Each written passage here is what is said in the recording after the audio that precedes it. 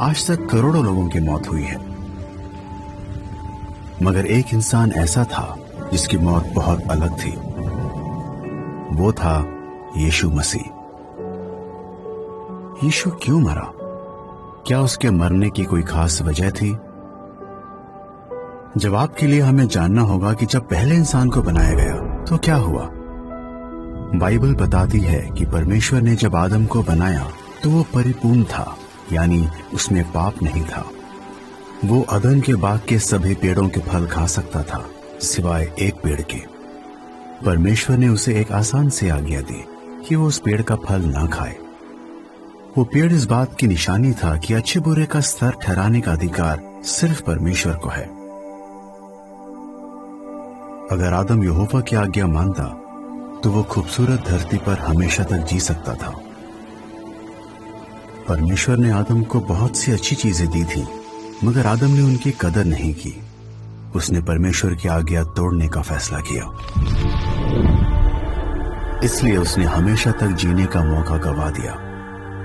लेकिन इसका बुरा अंजाम सिर्फ उसी को भुगतना नहीं पड़ा, उससे सभी इंसानों को विरासत में पाप मिला, जिस वजह से उनकी मौत होती है।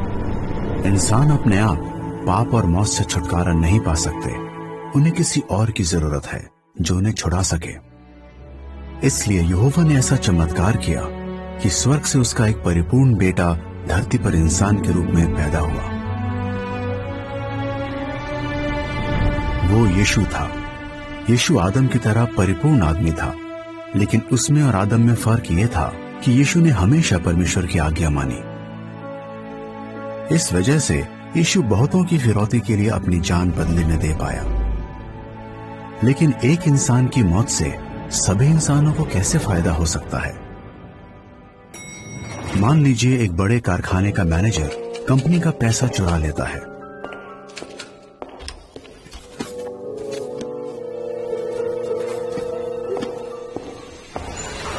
इस वजह से कंपनी कर्ज में डूब जाती है और कारखाना बंद हो जाता है।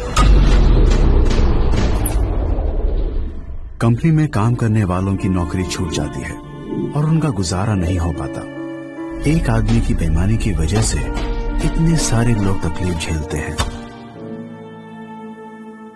मगर तभी एक दरियादिल आदमी को उन सब लोगों की हालत पर दया आती है। वो कंपनी का कर्ज चुका देता है और कंपनी को दोबारा खुलवाता है।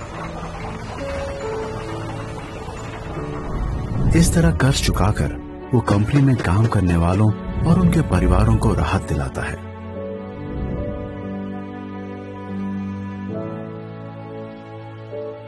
आदम उस बेईमान मैनेजर की तरह है। वो बगावत करके पाप के भारी कर्ज में डूब गया और यही पाप अपने बच्चों को भी विरासत में दे गया। यीशु उस दरियादिल आदमी की तरह है। उसने अपना परिपूर्ण जीवन देकर पाप का कर्ज चुका दिया और हमें से हर एक के लिए हमेशा की जिंदगी जीने का मौका दोबारा खोल दिया। आप शायद सोचें, यीशु अब क्या कर रहा है? वो भविष्य में जो करने वाला है उससे आप कैसे फायदा पा सकते हैं? इन सवालों के जवाब परमेश्वर की तरफ से खुशखबरी नाम के ब्रोशर के पार्ट 4 में दिए गए हैं। आप इसे jw.org से डाउनलोड कर सकते हैं। आपको बाइबल सिखाने में यहोवा के साक्षियों को खुशी होगी। बाइबल अध्ययन के लिए आप ऑनलाइन गुजारिश कर सकते हैं। आप जहां भी हों, आपके समय के मुताबिक यहोवा के साक्षी आपसे मिलने जरूर आएंगे।